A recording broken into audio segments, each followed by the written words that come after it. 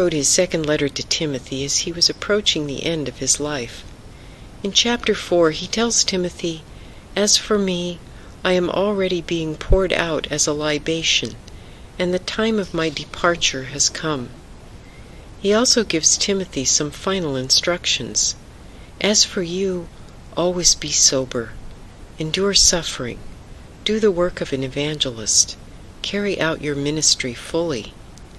I was struck by the wording of the phrase, "always be sober." In looking at other translations of this passage, there are quite a few different ideas expressed here. Among them, be watchful in all things. Use self-restraint in all things. Always be steady. Be sober in all things. And be calm, cool, and steady. Each translation conveys a slightly different flavor. Certainly, Paul was talking to Timothy about more than just refraining from excessive alcohol use. The term that comes to my mind in trying to capture the essence of this phrase is equanimity, which is one of my favorite words, and a word not often used in day-to-day conversation. Equanimity implies an evenness of mind, especially when under stress. When I think about the elder Paul giving advice to the younger Timothy, I can imagine Paul thinking back on his own life, a life marked by wild extremes in circumstances, being a rising star in Judaism, being struck blind, having a radical conversion, being shipwrecked, being beaten, being imprisoned, and on, lots of extreme circumstances.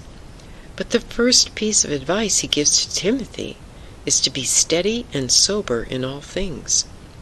I think it's great advice, not just for Timothy, but for us today. We live in a time of extremes, and we witness people losing it, both in their emotional responses and in their behaviors. Anyone who bothers to read posts on social media can catch a glimpse of the intensity of people's reactiveness to the events of the day. So how is it that we can remain sober and calm in the midst of all things?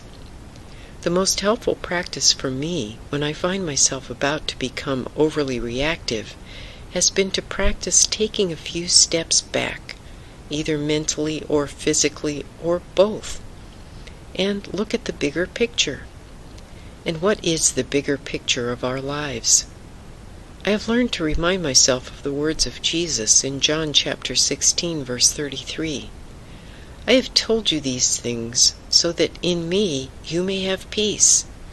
In this world you will have trouble, but take heart, I have overcome the world."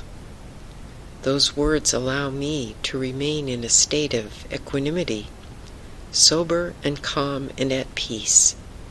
And I then get to say to myself, I am an equanimous person. And saying those words always makes me smile. Peace in Jesus and equanimity in this world. What a delightful way to live.